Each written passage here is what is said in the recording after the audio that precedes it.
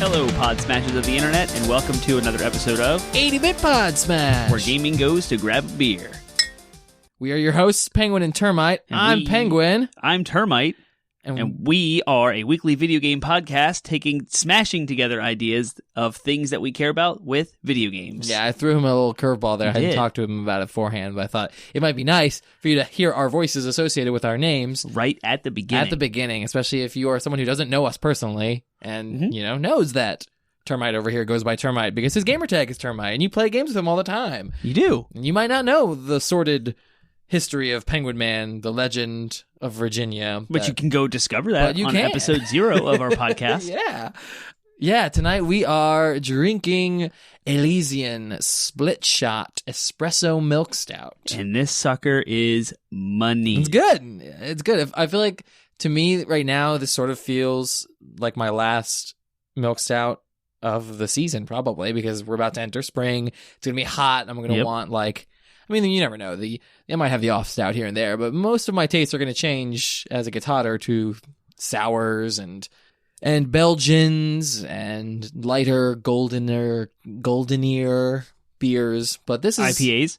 No, because IPAs are awesome in the summer. My tastes won't necessarily change to IPAs, but I'll probably drink more IPAs because you all will be drinking IPAs. Yeah, you're like the only one in our social circle that doesn't drink IPAs, except for Ryan. Yeah. Ryan and you. Yep. You guys can hang out together and not drink IPAs. And drink thick stouts in July. In the middle of the summer. Oh, woof. Exactly. But, it's still kind of chilly enough and outside. It's not quite so hot and oppressive yet that I can still enjoy a good stout. Yeah, this is really good. And this is good. It's it's espresso, so it's coffee. Elysian Brewing is in Seattle, Washington.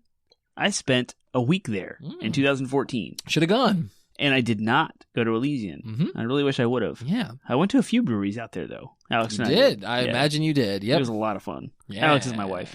We know. Or maybe not. Yeah, good point. I went with some woman named Alex, who may or may not be... or man named Alex. who may or may not be my wife.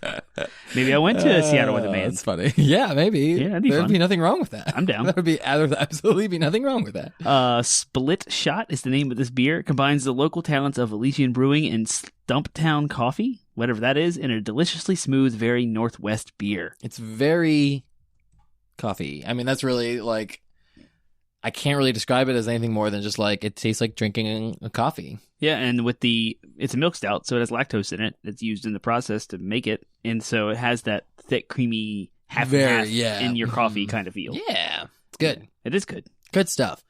All right, today we are going to be talking about whiny, entitled gamers. Or rather, we're going to be talking about the perception that gamers are whiny and entitled, and we're going to discuss whether or not that may or may not be the case. And if it is the case, we're going to talk about what our thoughts are on it, and if it's not the case, we're going to talk about our thoughts on that too. So that's what you can expect from tonight's episode. But before we jump into all of that, we like to have a couple of segments, and we like to start off, first of all, with the news or updates or things going on. And I'll just start by saying, I'm dog tired. It's been a busy week. Well, my son also has decided, and he obviously hasn't decided anything, but his little tiny human brain has decided, I guess, that it wants to not sleep. Mm-hmm. And so my week has gone, Sunday, I was up till 11, which isn't bad. That's about the time I would go to bed anyways after feeding him. But he had been crying all the way up to that point, so I was a little bit tired from just having to deal with him crying, for 3 hours. And then Monday night, he kept me up till midnight. And I'm like, okay, this sucks, but, it's only 2 days, right? 2 days isn't a trend. And now it's And Wednesday. then last night, he kept me up till 1 a.m., which is the sort of release valve time when I can actually go wake my wife up to feed him. Yeah. So you didn't get to sleep during your shift at all. Not at all. Yeah. And it was so I got a little bit of extra sleep in today by working from home, but still I was just I didn't want to have to work from home today, but I absolutely had to. And I woke up it's less than 5 hours of sleep. It was very brutal.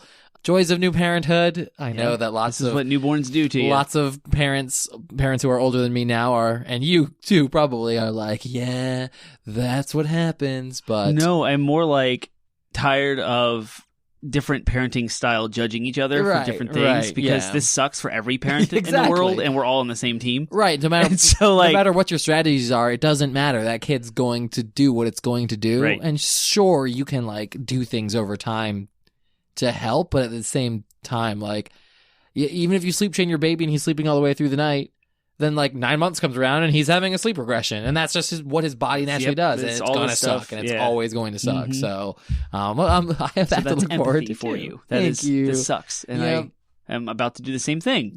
As my wife is going to give birth to my second child in July. Whenever I drive over here, I have to decide whether or not I want to listen to, because it's only like a 20-minute drive, so it's like it's enough time to get some value out of listening to whatever audiobook I'm listening to.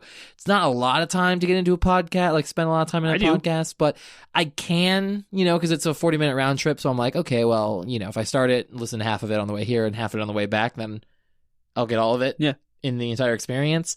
But that's only if I'm like really into a podcast. So the other choice is I can listen to music. And it depends on my mood leaving the house. And because I was so tired, I was like, I need to get pumped. So I just like turned up the music and started, forcing myself to like sing at the top of my lungs just so I could get into an energetic mood enough to record. I'm terrified at what that looks like. It sounds awful. It sounds awful. I can tell you that much. I used to think I was a good singer until I turned the music down and then sang out loud. And then I'm like, oh God, oh, it's so pitchy. Pitchy. Yep. P. With a P. Pitchy with a P. Pa. Yeah, that's funny. Nice test of our pop filters. Yeah, thanks. Well, so what's going on either with you, or did you have anything you wanted to talk about? I finished my last long run leading up to my marathon. That will be, when you hear this, it'll have already passed, but it's coming up soon in 2 weeks. And maybe this might air the Monday right after I run, the day after I run. But so kind of like on the end of my training cycle. And I'm very, very relieved to be done. Trying to squeeze in workouts has like frustrated every other aspect of my schedule and other things going on. And so like it's not as fun as it used to be. So I'm very thankful that this one's over. I'm also excited to run again because it's fun. Like I do enjoy it. So yeah, I'll have that behind me. Yay. And then I can just focus on baby number 2 and getting this house in order and getting the nursery in order and doing all of these things that we have to get done around the house. Yeah. Cool. What's going on in the gaming world? Holy cow. There's a lot, and we gotta be very succinct. Oh my goodness. Because otherwise two big things. Yeah, two big things. The Borderlands news has just taken over. Like the craze is amazing. I love it. They had an announcement last week that finally unveiled Borderlands 3 officially with an announcement trailer that could have went really badly. Yeah. But they had some technical issues too, so that's what I mean. There was everything that it almost seems like the universe was trying really hard to prevent it from being a successful reveal. Don't do magic tricks live if you're not a full-blown magician. Usually, when he said he was Patrick Sutherland, is that his name? No, it's Randy Pitchford. Randy Pitchford. I got him mixed up because the other news story we're about to talk about. Anyway, Randy Pitchford. Is he the CEO of? He is the CEO of Gearbox. Yeah, and so he was announcing Borderlands 3 on stage, and he had said, "I'm gonna do a magic trick," and I was like, "Oh gosh, this is a live video game announcement, and he's going to do a magic trick." Well, it's Randy Pitchford. It went well. Yeah. Like he did a really good job. And he is a good musician. Like he generally is. Like I don't know if he's trained or if he's self-trained necessarily, but like he does it. It's like a hobby of his. His Twitter handle is Duval Magic. Like he's super into to magic. It's just like a side thing. It's like a quirky thing of his. Yeah, I feel like for Gearbox, it's like that's like their personality. You know what I mean? Like they have a good person running the show. So that announcement was despite fine. all of the controversy surrounding surrounding him from earlier in the year. But it's all forgotten, right? Oh, that was the thumbstick, wasn't it? It was his thumbstick. Supposedly it's his thumbstick, and supposedly it was his very dark parties and stuff like that. Oh, that kind of fits. That's gross. I never put the names together. Currently, it's unsubstantiated. It's true. It's true. So anyway, Borderlands 3 hype is taken over. The first game is being remastered for the first time on current gen consoles, so that's exciting. I just picked up my copy today, and I'm very excited about it. It might even be my favorite thing, but I'm not sure. Yeah. And then the second biggest story was Jason Schreier's article about BioWare. He did an amazing expose. More than anything, so I posted it on our Reddit forum. So I posted it on our Reddit forum, on our Reddit page. Yeah. So go to Reddit r/80bit Podsmash. No hyphens, no letters, no funny business. It's our Reddit page. And hop in on that discussion. At the very least, read the article. at the very least, read the article. You know, it made me sad, but at the same time, like, if I could take my emotions out of, like, the emotion out of it, like, oh, I feel for these people, I feel for the entire situation. Just the story itself is so compelling. It is. Because, like, it's so clear that something went wrong with that game. Yeah. We're talking about Anthem. Did we say? I think so. Expose on Anthem. Yeah. So we're not going to get into the details too much, but, like, nevertheless, like, the story itself is so good. It took me an hour to read the whole thing. I know because I started reading it on my hour-long break, and by the time I finished, it was like my break was almost over. It's a long article. It's like 11,000 words or something like that. But there's a whole, like, his article dropped, and then BioWare, like, within 15... Again, I said it took me an hour to read it, and I'm a pretty fast reader. Yep. Within 15 minutes, BioWare made a response, and it's like... And Jason Schreier called them out, and I was like, you didn't even read my article. Yeah, and their response was basically like, don't call us out, and the media shouldn't be, like... That was the attacking, subtext. It was a little bit more PR-y than that, right, but it was still, it ended up making things worse because really everyone called and them then out. Polygon came out with an article about all of it. Yeah, so there's a third one. So the whole it's situation juicy. right now. I mean, Anthem's been it's like watching a train wreck. It's been a train wreck since it came out, since before it came out, and this is just like the coup de grace. This is like the explosion at the end of the train wreck. You know what I mean? Like, and it's incredible to see. It's going to be incredible to see what comes out of it, what changes come out of it. Either for BioWare as a company, for good or for better or for worse, or not. But anyways, y'all go read the article, and if you have thoughts on it, please reply to that Reddit thread. The gist of it is Anthem was in trouble from the beginning. Oh yeah, and they had no vision. Started development when Dragon Age Inquisition had won Game of the Year in 2014. It's now 2019. It's been 5 years, and it had changed names. It changed leadership. It changed vision. It didn't have a vision. It changed vision. You get the point. Yeah, go check out the article. Furthermore, it's super fascinating. Yeah, and furthermore, BioWare has some pretty awful working conditions in general. There's a lot of talk about BioWare magic, which is this idea that, like, it doesn't matter how bad production goes, we'll pull it all together at the end, which is crazy because apparently they've had that philosophy forever. Yeah. And all of their games have been made that way. Yep. And it's like, eventually something's going to, like, the shoe's going to drop. And you got lucky on all the other games, and then the shoe has started dropping now. Yeah. Like, maybe you should reconsider BioWare magic. Yeah. Mass Effect, Andromeda, and now Anthem. Yeah. And two of their latest games. And the other thing that really, really hit me hard is the fact that apparently one of their former employees described a depression epidemic at BioWare, that most of their developers are straight up just depressed, like clinical depression, to the point where their doctors mandated medical mandated stress leave, where they 3 to 6 months. 3 to 6 months of just, you are too stressed, it's affecting your health. Yep. Things are awful at BioWare, and it shows in the product that they and that's just tip the iceberg. So go check out the article. That was to just whet your appetite, to make you want to go read it. So good. And please go on our subreddit and respond to it. Tell us what you think. What can we do to change this? Yeah. Why can this keep happening? How does this keep happening? We talked a little. We've actually touched many of the arguments that are floating around. We've touched on in previous episodes recently. So there's a lot topical in regards to that, and we've been talking about Anthem. It's kind of topical tonight. Since the beta. About entitled gamers. Yep. Cool. Though that article was amazing, it was speaking of things that aren't really our favorite things. Doing this podcast is our favorite thing. Yeah, doing this podcast is our favorite thing. Favorite things. Favorite things. What's favorite things? It's our little segment that we do every single week where we bring to you something that we've enjoyed this week, whether it's as big as a marriage or as small as a bug did not bite me. It doesn't matter. It's trivial or not. Nice. All right. Do you have favorite things? I do. You want to share? Pupusas. Pupusas. If I am pronouncing that correctly, it is. I went to a Peruvian chicken restaurant tonight for the first time. Was it Super Rico's? No. Where's that? It's like right behind the Wawa on Route 3. Okay, no, I have not been there. That's the one that used to be in Arby's. I heard about that one. Yeah. No, this is right down the street from me, behind the ice cream truck stand in the parking lot. Okay. And I went in there expecting to get rotisserie chicken, because that's kind of a Peruvian thing, right? You go in, you see it over the pit, you see all the chickens lined up. Cut the chickens in half. Yeah. Usually, And you get like a half chicken with some sides. That's what I expected to get. So I looked at the menu and I was like, what is this pupusas? And there was like 3 different variations of it. One of them had pork in it. I read it. It's like this corn flour pancake stuffed with cheese. Yeah. And it's savory, so it's not sweet at all. No, I mean, and it has like a red sauce on it. Oh my gosh. I'd never had a papu sauce in my life. Papu sauce. It's probably a papusa in the plural because I got 3 of them on the plate or papu sauce. But that is my favorite thing. It's awesome. And you should go try some sometime. That sounds really good. We should go together. Let's do it. Bye, guys. Yeah, we're going to go now. We're going to get some papu sauce podcast over. So I got 2 favorite things. Number 1, first one, of course, is Borderlands 3 is coming out September 13th in 5 months. That is, by the way, Friday the 13th. I did see that. It's fun. Yeah. It is fun.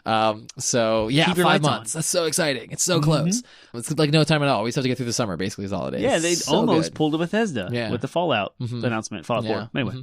So that's one favorite thing. I have another favorite thing because I'm greedy.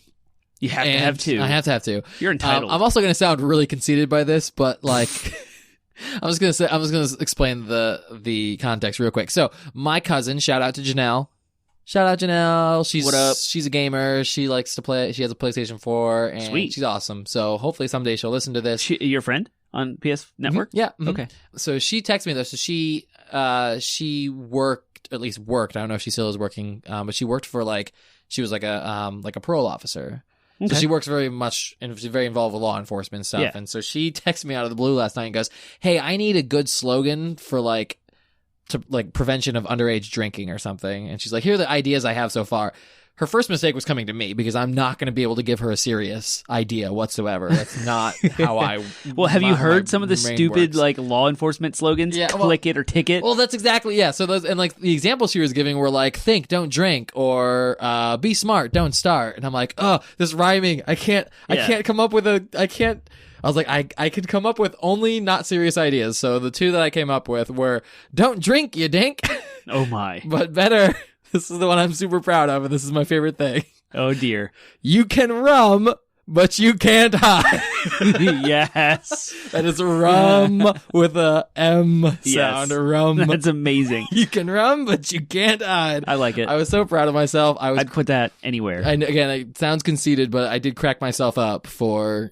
a good 10 minutes with that one. You can ask my wife. She gave me props, but she was also like, "You are laughing at your own joke. You are the worst kind of person." I'm like, but it was funny. So was it? I enjoyed it. Okay. So whether it's going to be, I told my cousin, I'm sorry, I can't come up with a good option. She still laughed and liked it anyways. So that is Penguin and Termite's official stance on underage drinking. You can rum, but you can't hide. You're declaring that. I'm declaring that. That is our... I'm glad that you subjected me to that. That is our campaign slogan. That is Penguin and Termites anti-underage gaming drinking. Goes to grab a beer. Exactly, but not where underage gamers... Do not drink and drive. Yeah. Stay in the clear. I rhymed our slogan with something else. If you're a kid... This is fun. This should be our DLC. DLC. Downloadable content. Yeah. Like that segue? Mm-hmm. That was good. So, what is DLC? DLC is a second segment of our podcast where we like to have a fun discussion, a discussion you normally wouldn't have about video games. Sometimes it's related to our topic, sometimes it's not. Tonight, since we're talking about entitlement, I decided our DLC will be about entitlements, plural. Social Security. Yes, welfare. Social Security, welfare. So maybe not dip into welfare because that's a little bit more politically charged. We're already probably we used to be a show about science and politics. We were kind of poking the bear by talking about Social Security anyway, so let's talk. So my DLC for the day, with that segue in mind, is which video game character would be most likely to benefit most from Social Security? Social Security, So let's think about how a person in the real world would benefit the most. What do you mean by the most? Yeah, typically... They've paid into the system longest. And they waited the longest to retire. While it was still good before it was bankrupt, so now they're... Is that... I think there's a sweet spot, and I think... I'm trying to figure out the type of person that you are if you benefit the most. Does it mean you are really, burdened and can't help and support yourself, so you benefit more from the contribution? Or that's one way of looking at it. Oh, I see. Yeah. Or do you mean a person who's optimized their finances and their work habits so that they retire at the optimum age to receive the most money? Let's say that. But obviously we have to talk about characters that are old enough to be eligible for Social Security in the first place. Yeah, you got it? Okay. Yeah, Solid Snake. That's exactly what I was thinking too. Solid Snake is probably he's probably double dipping so hard with pension, military pension, and then also... Yeah, That's he Social was Security, like though. built in a lab from genetic engineering. Do you think that gets in touch? Do you think he's got like a Social Security card though? Like, do you think he's Probably on not. He's so like under the radar. I was gonna say and- like off the grid or whatever. Yeah, Maybe not. Maybe he wouldn't benefit at all then. Yeah, maybe the worst beneficiary Hmm. of Social Security. But that's what DLC is all about, right? Just poking and thinking and having a little bit of fun. I bet you Ganondorf would probably. No, because he would just take over the government and steal it himself. Then he'd benefit the most from it. Yeah, I guess so. He would rob those He'd coffers be like, dry. what is this? I have the Triforce of Power. You're mine, and all of you. All your toys are belong to me, or Until whatever. Blink comes in. Or these toys are until, too much for you. You know, Yeah. things happen. Mhm. Yeah. Yeah. But he's like super, super old because he keeps like reincarnating, Yeah. you know, so. The spirit of Ganon, Yeah. if you will, Mhm, who has mhm. been through every age and Mhm. era of every Yeah, Link so in game. if he's been paying into Social Security that entire time, you get a lot back. If there was a single Social Security entity with which he didn't destroy. And, you know, if Hyrule has a. That's what I mean. Like Hyrule just cycles through destruction and resurrection over Touche. and over again. Yeah. Man, I can't think of anyone who would directly. If you guys can think of like a video game character who would like, you know, get paid out in Social Security, let us know. Maybe Olimar.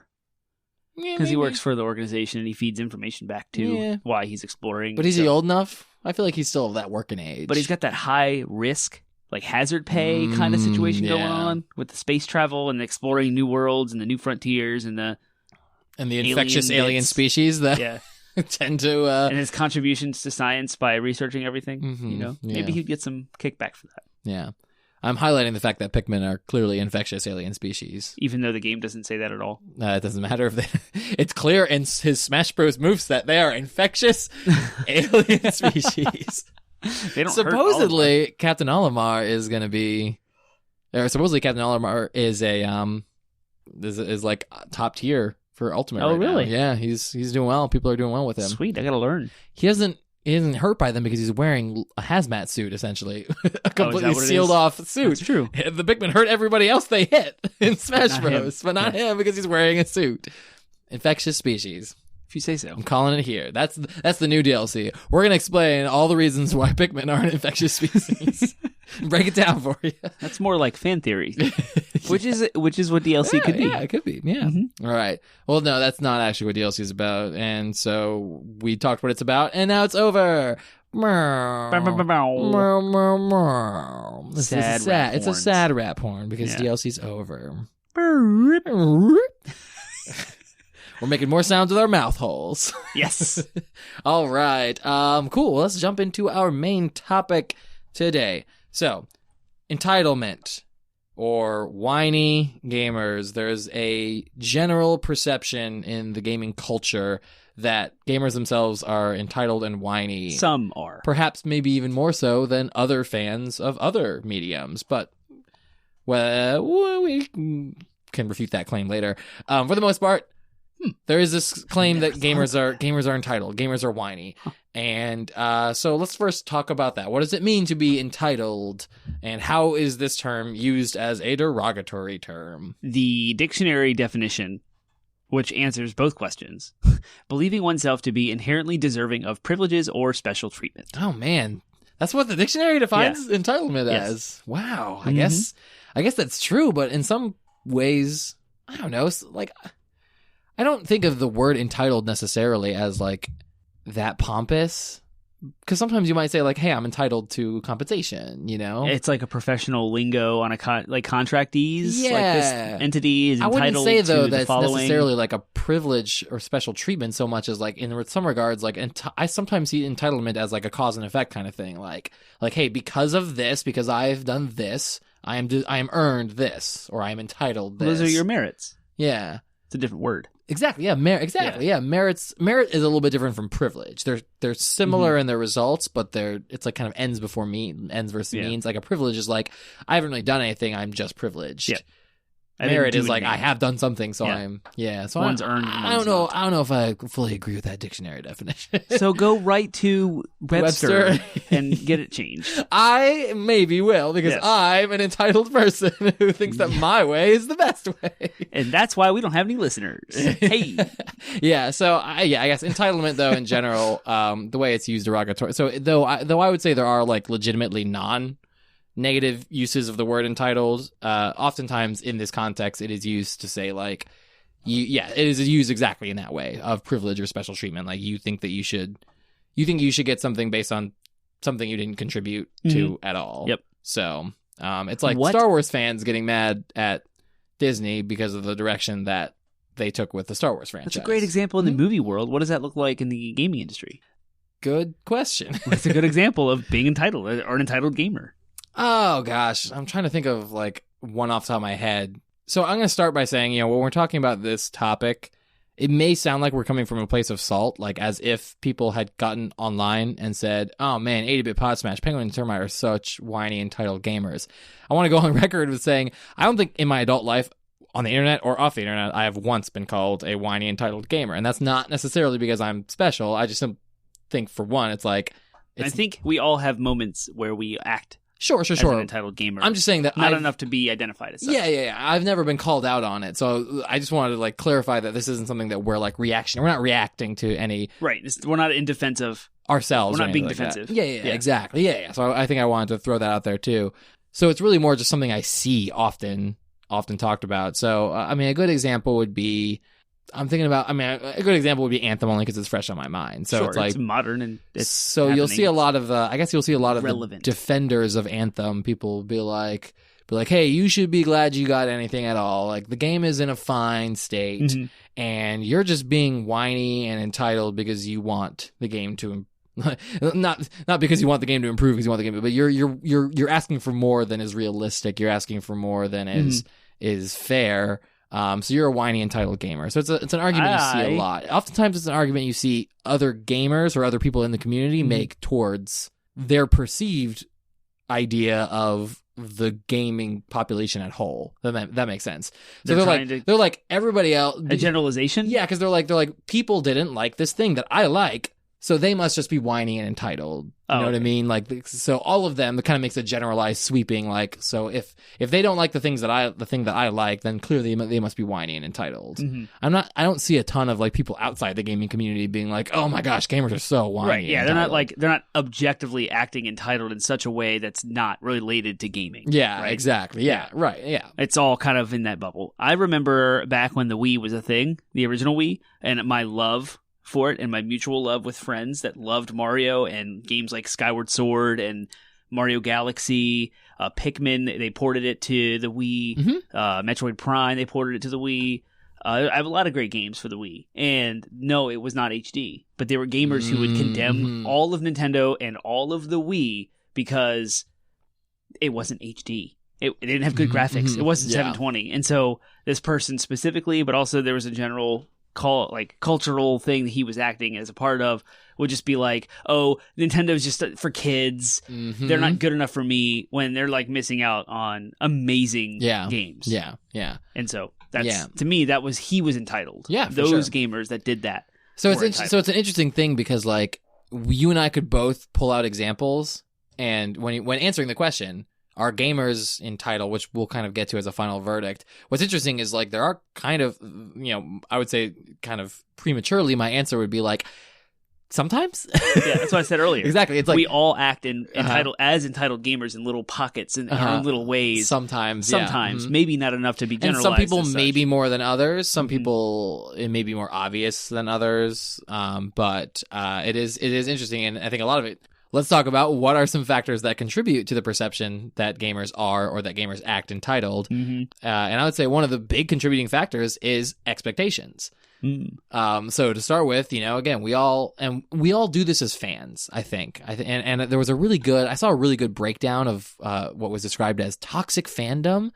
And it started with the idea that like everyone starts at that place of like, I love this thing. I'm super passionate and excited about this thing. It could be a movie, it could be a video game, it could be a book, but like I love this thing.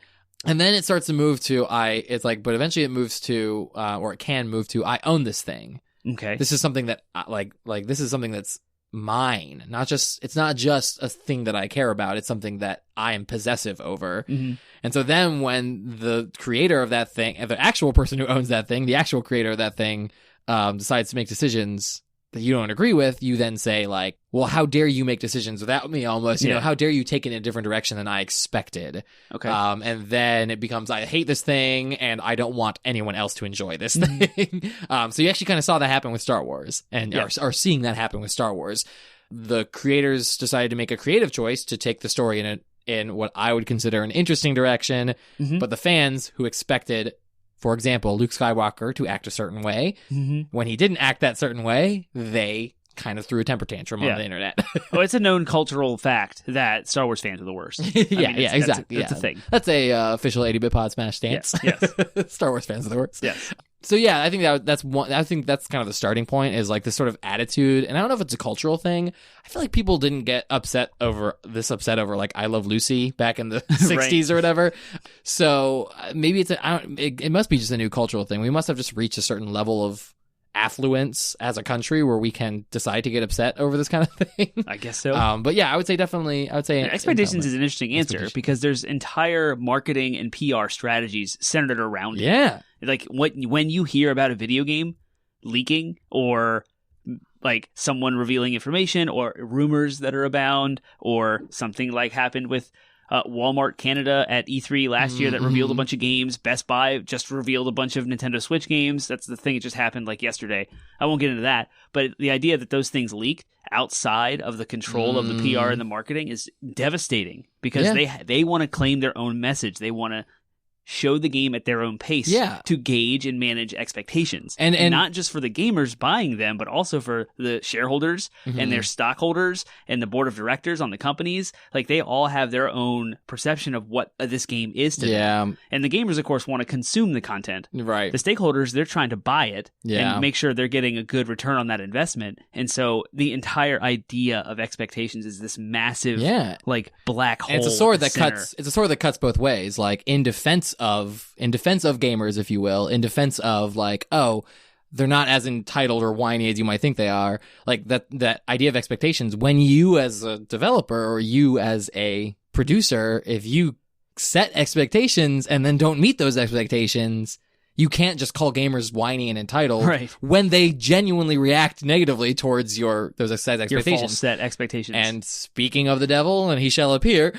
Anthem is a great example of that because the E3 demo, part of what came out of this article, Jason Schreier's article, is the demo they showed at E3 was 100% a complete fabrication. It was not. They even put, people have took a screenshot of showing, it says, this is made with the in-game engine or something like that. Wow. It's that bad. It's a straight up, it says, this is setting the expectation of this is what you're going to be playing. Yeah. This is the game we've made for you, and it was not the game they made. It was a small, tiny demo they put together for the C-level EA employee that was in charge of them, Patrick Soderlund, and I think that's who it was, right? That sounds right. The EA guy. He's not EA anymore. I think he's at Google now. Okay, gotcha. Yeah, so at the time he was in EA, and they put that together for him, and he liked it enough that they were like, okay, cool, we're gonna like expand that demo and then show that off at E3, and that's going to be our game. Like, they literally didn't have a game direction. They were just shooting crap at that point. Right. And then, it's like when you set expectations and say, like, and then those expectations aren't met, don't be, like, don't make your then counterpoint to when people are upset with you saying, hey, this is not what you sold us. Don't be like, well, you're just a whiny, entitled gamer. You know, like, sorry, you mismanaged your expectations. And I have almost a contrasting argument with two different games. One of them will back up to 2002 E3 when Halo 2 was announced and showed off. And what they were showing wasn't built on the final decision of the hardware. So they thought they had a little bit more to work with on the graphical fidelity of the Halo 2 intro. And so what we ended up with wasn't quite there. It wasn't like in your face, completely different gaming direction. It was the exact same scene almost with some variations in the graphics, and gamers went off and they were like, oh, they're just trying to pull a fast one on us. They're just trying to sell us on something and then pull the rug out from under us. And in that instance, I thought those were mostly entitled gamers because I was like, look, the Xbox was being prototyped. They didn't have the final decision of what the hardware was, and Bungie was trying to put together something that was indicative of what's going to come, not showing you. So I think you got your expectations out of whack by seeing this demo and getting your hopes up, and then they got crushed. And then fast forward to the PlayStation 3 announcement when they showed off Killzone 2. which was the same deal. They didn't know how to program for the 7-core cell processor that was in the PS3, but showed off this amazing, never-before-seen demo of Killzone 2, what it would look like. And Guerrilla Games made this. It was actually, this demo was, Guerrilla Games made Killzone. And so they didn't make the demo. The demo was produced, and then Guerrilla was challenged to meet that expectation. And they did so well. Oh my gosh. There's a video on Digital Foundry's YouTube page called DF Retro is the series they do. And they go into great detail about that demo and how Guerrilla Games stepped up and did things that were out of this world at the time, which reminds me of Horizon Zero Dawn, what they did with the PS4 hardware. Same company, absolutely incredible, technical knowledge out crazy. Yeah. But when that game finally landed, again, all the what I call entitled gamers were like, this isn't what you showed us. Well, if you look into it, there's these reasons why they showed what they did. And yes, it was to boost hype. It was to get expectations. PS3 can do this. Let's sell units. And then when the game actually came out, no one really appreciated what they actually did, which was revolutionary. And that game still looks good today. Yeah. By the way, like, go play it. It still looks awesome on old hardware. Everyone lost that. So I can imagine every developer and designer at Guerrilla Games being like, you entitled gamers, we gave you something you've never seen before on this PlayStation 3, and it's arguably the best looking game at the time that you've ever seen. And you're still unhappy because of some silly demo you saw once? And so those two examples are kind of in the same boat in this conversation. Sure. Yeah. Versus the Anthem one, which really was a completely fabricated thing that should not have directed the design decisions of the game, but it did. And so I can see both sides of this entitled gamer argument. That's what's interesting about this entire discussion is it is so much more complicated than the internet wants it to be. Right. You know, like, everyone just wants to be like, you're just entitled. You know, we just want to be able to throw out that, like, you are just entitled, when the reality is way more complicated than that. In some cases, it may be true. Yeah, you may be overreacting to something that is also more complicated. So it really is a very nuanced discussion. I would say the other big contributing factor that really kind of drives, unfortunately, like, it's like, it may not be this, like, I think expectations are probably the number one factor. But then what adds fuel to the fire is the fact that I doubt if two people were to sit at a table like we are right now and talk about video games, and, you know, one person was to express dissatisfaction and explain why they feel dissatisfied, and the other gamer was to have counterpoints, and they were to have a discussion about it. We do this a lot. I doubt the other... we do. It's almost like we do this every week. If we were to do that, if two people were to do that in person, I doubt either one of them would look at the other and go, you're just a whiny, entitled gamer, non-ironically. You know what I mean? But then you take those same two people and you have that same discussion, the same text of that discussion, you put it over the internet, and suddenly it's not good. And that's because of this weird phenomenon, not so weird, completely understandable phenomenon in the human brain, which is 98% of, and that was a statistic that I pulled out of my butt, but a very large percentage of our communication is nonverbal. Right. It's tone of voice, it's body language, it's posture, it's all these nonverbal things that when we are face to face and talking, it's like, oh, he said that thing and his words, they mean one thing, but his body posture indicates to me that, oh, he wasn't actually that serious, or he is coming from a place of empathy. Right. He's coming from a place of understanding. He's using a hyperbolic language to drive a point home, but I can tell from the rest of his nonverbal cues that he's not being mean-spirited. Yeah. All that goes away on the internet. Yep. Because it's only just the words you say. You are only left with the text. All the subtext goes out the window and is left up to interpretation. Yep. So I can say one thing on the internet and mean one thing, and you know, come from a place of, like, true empathy or true understanding or whatever, and you could miss it entirely because you read it as he's just being an insensitive jerk. So therefore, he is blank, blank, blank, blank, blank. And oftentimes, the way that gamers express their thoughts and express their feelings online without all that nonverbal cues, when you're just left with the language, kind of comes across as whiny and entitled.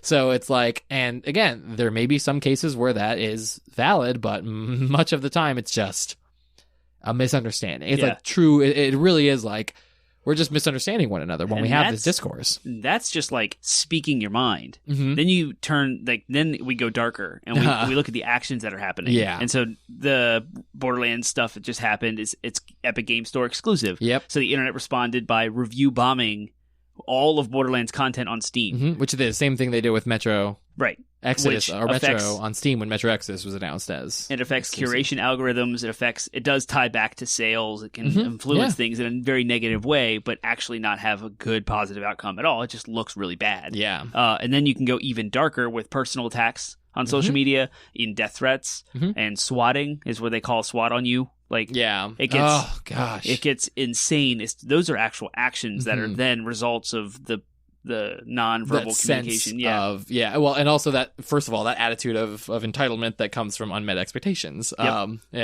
I would say that no matter what our individual stances on this idea of entitled and the veracity of the idea that gamers are entitled, I will say that when your sense of entitlement becomes toxic behavior, then it is a problem, and then it is really bad, and then I would absolutely call you an entitled, self-important fool of a person, and maybe some other colorful words. But when you when people genuinely then behave reprehensibly, but again, when we're discussing the idea that like, oh, gamers are perceived as entitled and whiny, you are absolutely right that like their behaviors do contribute to that perception.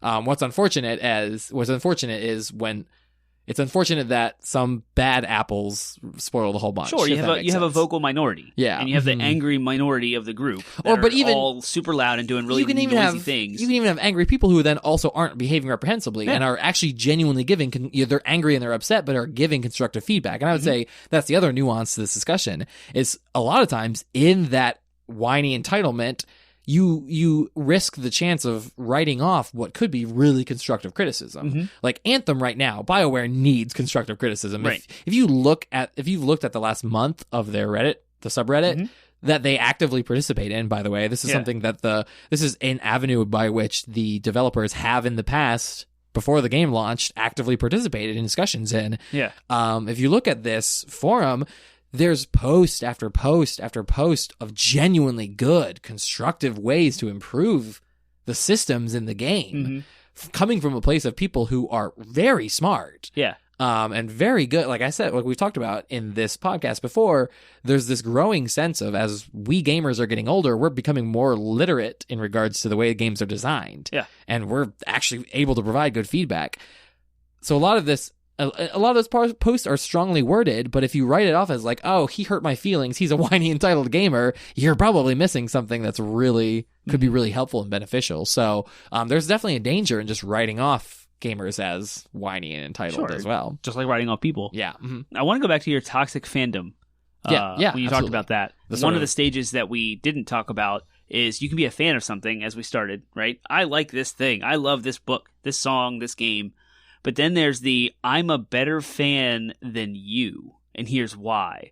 I get my games day one. I play these games for X amount of hours. I deserve to be a better fan than you online. I deserve to have a louder voice. I deserve to be validated. Yeah, for the record, sorry, I just really quickly Googled it, and I wanted to because we brought it up twice now, I wanted to actually go through it. This is from the Twitter of a guy named Sam Sykes. I don't know if he stole it from someone else, so if he wasn't the originator of it.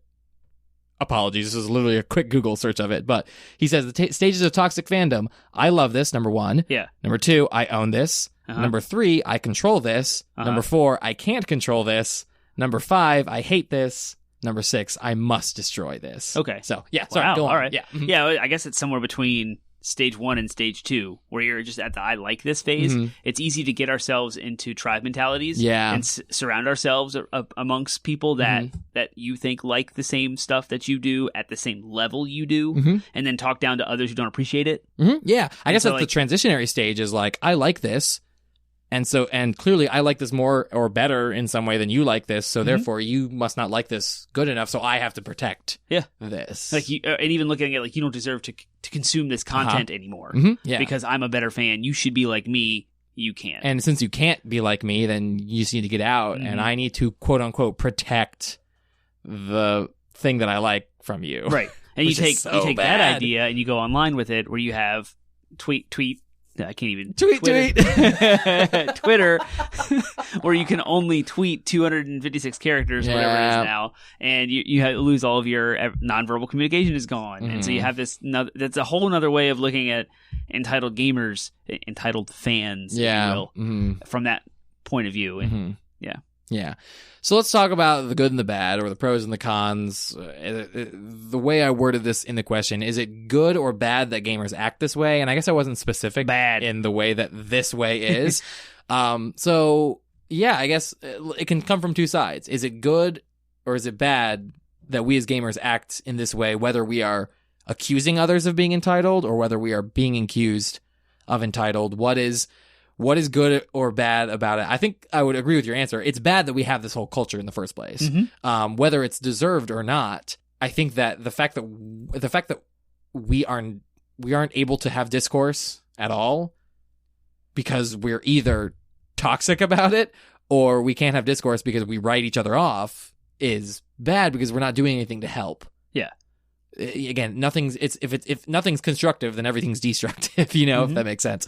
So I just wonder, what can we do as a community? I mean, I think steps are being made. I think in general, people are starting to become wise of this idea that, hey, if we want to take our medium seriously, if we really want good games and good stuff to come out of this, we have to be participators in the process.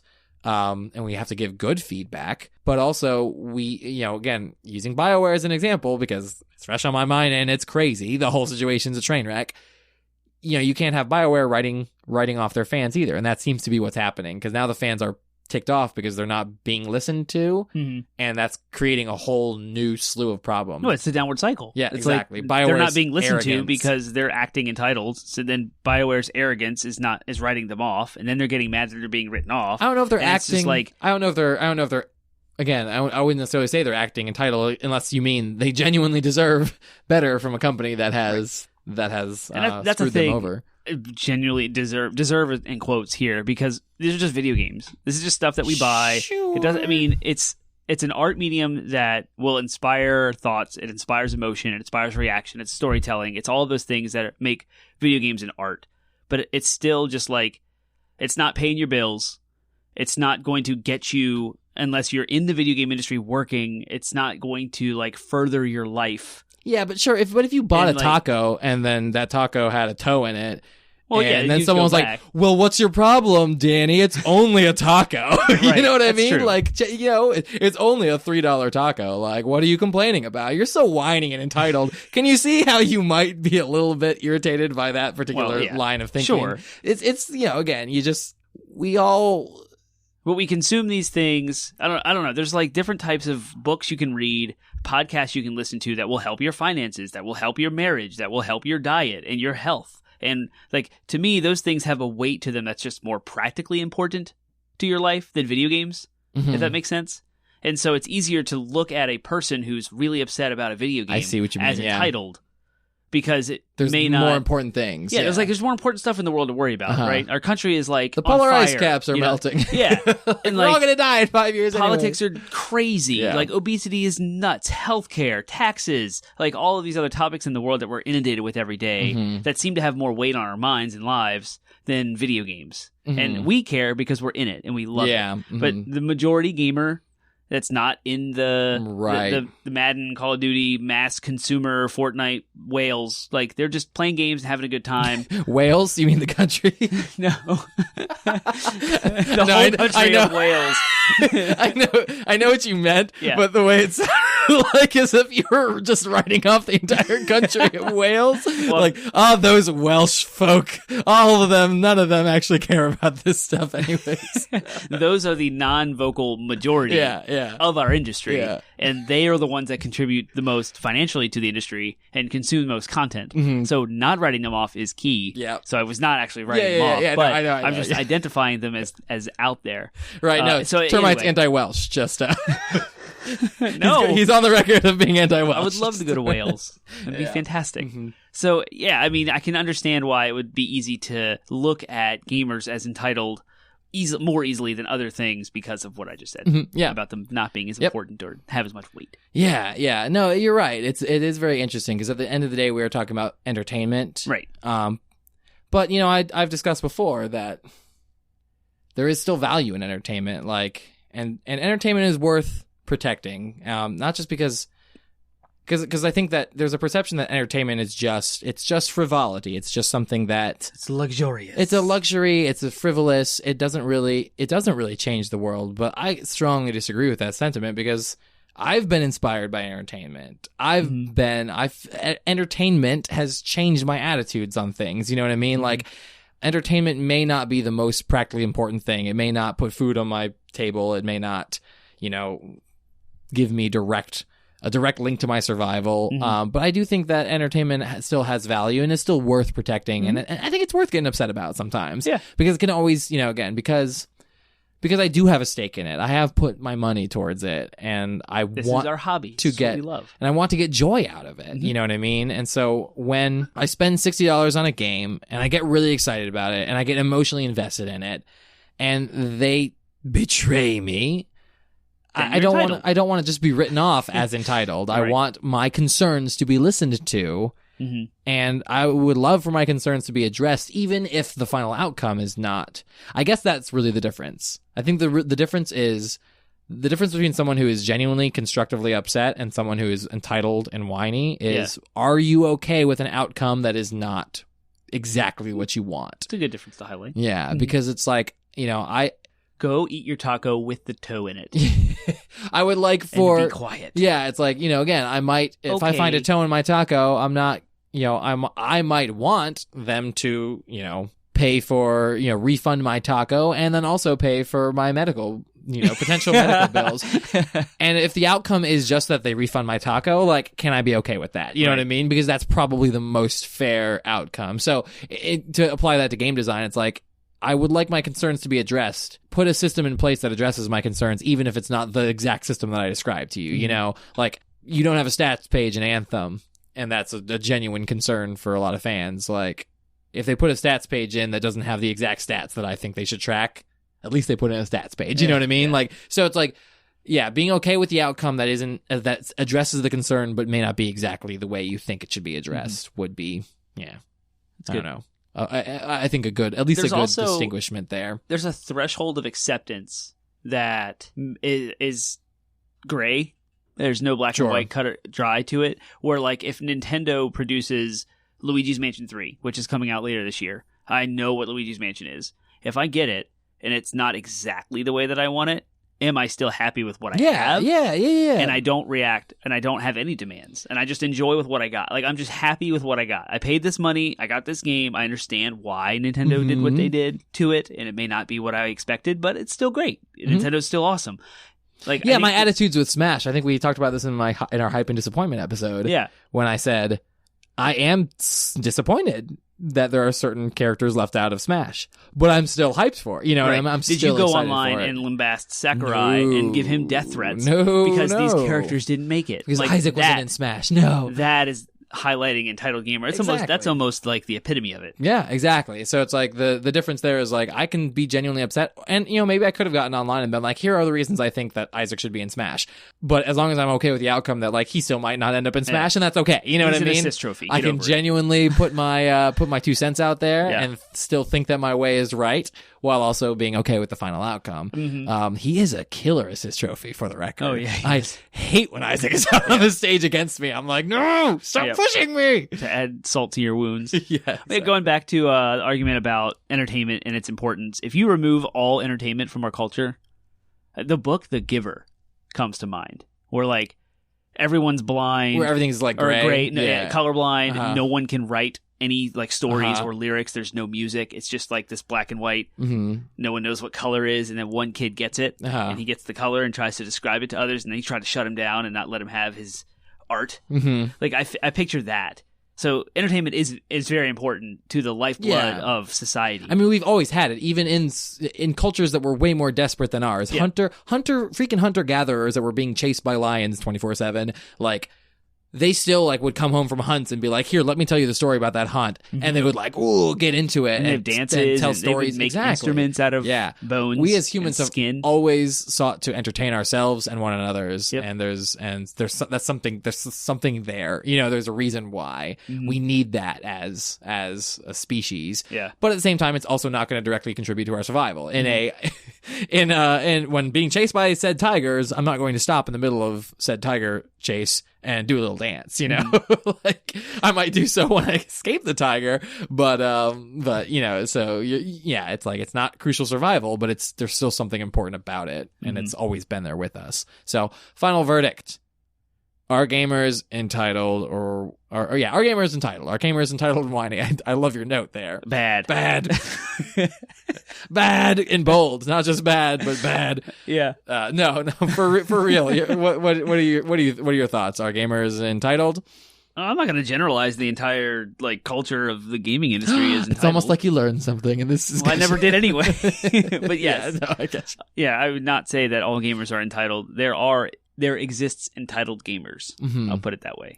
Yeah, I think that a lot of them that are very loud. I would agree, but not the majority. I would agree, but I would also caveat by saying I think that every entitled gamer is way more complicated than you might think. And if you actually sat down with that person, you might think they're less entitled and they have some good points. Definitely. So I think, you know, discourse. Except for people who are being toxic, then those people should go to a place where the sun don't shine. Yes. Australia. Like jail. Australia? What's wrong with Australia? Australia basically is jail, right? No, it's not. Australia's amazing. I had a friend growing up who used to say the land down under and meant it as hell. Like he'd be like, you just need to go to the land down under, and he meant hell. But I would always say Australia. Poor Australia. I would love to go there. I hear the people are really nice. It would be really cool. Yeah. So yeah, that is I guess that's kind of where I land. Is like people are just more complicated than we want to make them out to be. But at the end of the day, you know, the way that certain segments of the gaming culture behave is very whiny and entitled. Yeah. So it's hard to parse out. There's a spectrum, and it's hard to kind of just, and that's why I like to avoid just writing people off as whiny and entitled. Instead, I'm like, okay, what valid points do you make, and what points are a little overblown? And it takes nuance and it takes patience to be able to parse that out. I'm not saying I'm perfect at it. I'm not sitting there being like, you should be more like me. I'm a shining beacon and example.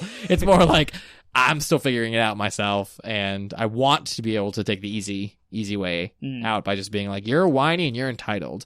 But then I also don't want people to do that to me when I have valid thoughts and concerns. Yeah, it's messed up. So it's almost like there's some kind of rule, like some kind of really shiny golden rule. Yeah, how about that's out there. The treat others as you would be treated.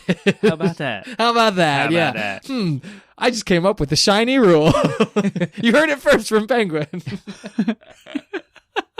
Don't be mad at me, Pastor Gordon. I got the golden plates. I'm not trying to be blasphemous. I just am. I got the golden plates. The golden plates? Yeah. What's that from? The Book of Mormon. Golden plates. Oh, yeah, the golden plates. There's a song. Yeah. Musical. Yeah. Anyway. Yeah. Let's not offend the bad entire segue Mormon reference. segment population. Well, I saw the musical. It's in the song. I was going to say, I'm surprised that wasn't your favorite thing. That was probably amazing. It was awesome. Yeah. Termite saw the Book of Mormon in Richmond this past weekend. I'm super jealous because I've never seen it, and it's one of my favorite musicals. Yeah, you have the music I have the memorized. all of the songs memorized because I own the soundtrack. All right, before we digress too much into talking about musicals, though we could have an entire podcast on that. Let's stop there. Yay, entitlement. If you have thoughts, if you have things you want to share, perceptions, perspectives, ideas, emotions, we will not call you whiny gamers if you share those thoughts with us on social media. You can find us at 80bitpodsmash.com. That's our landing website with all of the links to everywhere you want to go. If you like social media, you can go to Facebook, Twitter, Instagram, and Reddit. It's all 80bitpodsmash. No hyphens, no uppercases. No funny business. No funny business. If you want to find another platform for you to listen to us on your cellular device or your PC at home or on your TV or however you want to listen to us, you can find us on Stitcher, Spotify, iTunes, Google Play.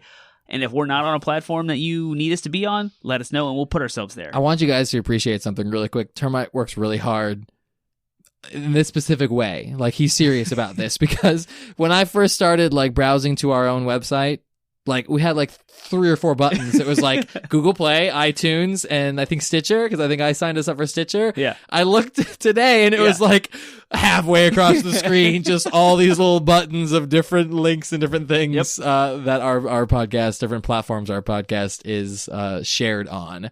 So seriously, he's serious about it. I am. He will make that button page like 4 pages long. Yes. If he has to make you able to find us. Mm-hmm. The most important thing you can do for us, though, is to go to iTunes and leave us a review, because iTunes is pretty much the ubiquitous platform for podcasting. It's named after iPod, which is an Apple product. Wow. How about that? Yeah. So go there, leave us a review. Please be honest. Yes. Good reviews obviously help us, but that's how we get curated to the top so that we can be bubbled up for suggestions for those who are looking for a new show and might like us. Yeah, and share us with your friends. Share us on, just go on Facebook. If you liked this episode, then hit that share button, post it on whichever social media platform that you like, because the hope is that someone on your friends list who you haven't talked to in years but loves video games might find us and also enjoy us, and then you guys will have something to talk about. Yep.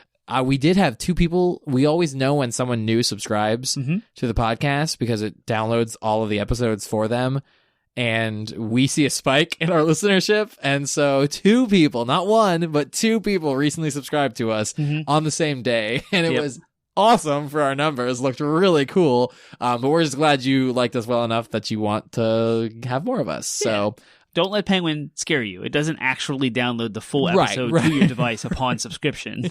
You control what is downloaded and what data is used and those things. But the way that it connects to our hosting service, it shows up as, you have a new subscriber. They've grabbed all of these episodes. And so that's why our numbers looked fun. Yeah, sorry. I try not to be scary on the podcast. I can't help myself sometimes. All right. Well, that's our episode for the day. So we hope you enjoyed it. And next week, I can give you a little teaser because I know we'll be talking about Mortal Kombat. That's right. We're bringing back. Get over here, my horrible scorpion. We're bringing back our Everything series. We haven't done one of those in a while, and this time we're finally talking about. And there's a new Mortal Kombat coming, and I'm super excited about it. Exactly. And I'm going to let you guys know why. Yeah. So we're gonna dig into one of the most beloved fighting franchises of all time. Talk about it's going to be in all caps the entire episode, all caps, whatever the verbal equivalent of all caps is, because it's Mortal Kombat. Talk about scaring the internet. Yeah, right, for real. All right, so we hope you look forward to listening to that, and we will see you then next week. See you next week.